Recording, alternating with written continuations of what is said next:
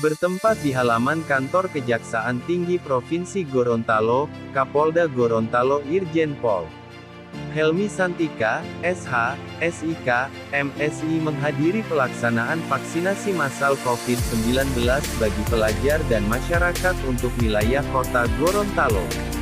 Selasa tanggal 19 Juli tahun 2022.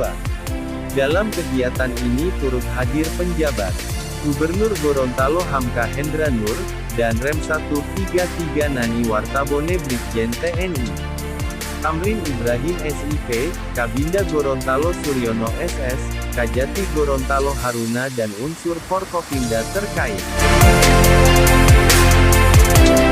Alhamdulillah ini vaksinasi dilakukan di Kejaksaan dalam rangka untuk Hari Bayangkara kan, maka perayaan Hari Bayangkara maka dibikin rangkaian kegiatan antara lain adalah vaksin dan biar.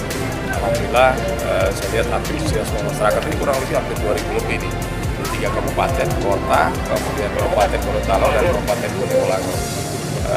Ini kami pemerintah memberikan dukungan apa yang dilakukan oleh Pak Kajati dan teman-teman.